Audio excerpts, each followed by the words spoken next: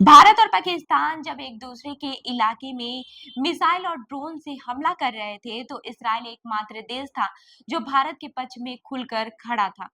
पाकिस्तान ने दावा किया था कि भारत इस्राएली ड्रोन से पाकिस्तान पर हमला कर रहा है।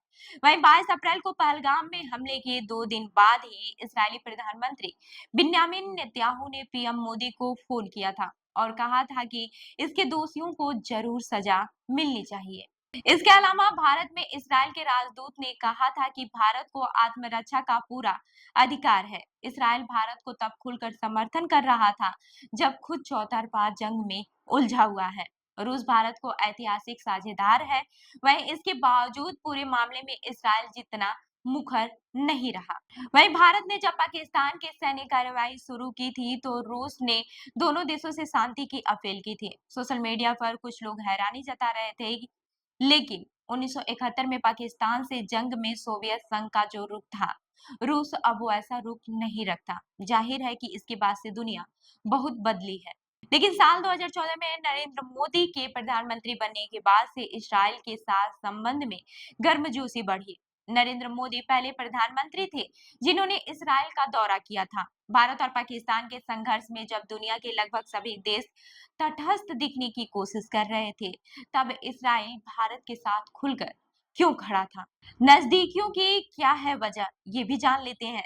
सऊदी अरब में भारत के राजदूत रहे तलमीज अहमद कहते हैं कि अभी भारत में जिस पार्टी की सरकार है, इस्राइल से उसकी वैचारिक करीबी है।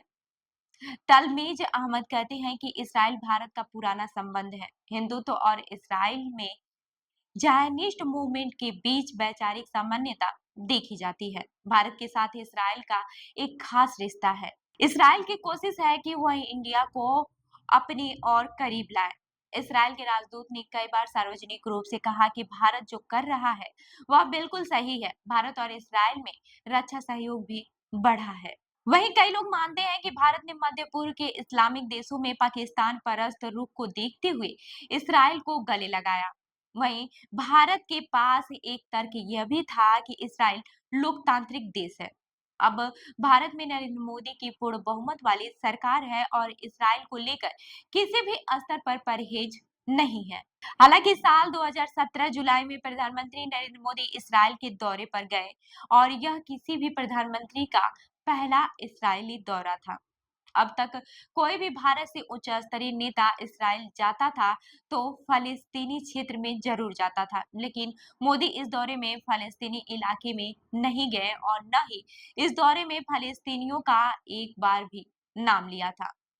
तो इस खबर पर आपकी क्या राय है, हमें जरूर बताएं। और ऐसे ही अन्य खबरों के लिए जुड़े रहिए हमारे साथ, देखते रहिए लखनऊ सुपरफास्ट न्यूज। और हाँ, चैनल को सब्सक्राइब करना न भूलें। मिलते हैं अगली खबर में। धन्यवाद।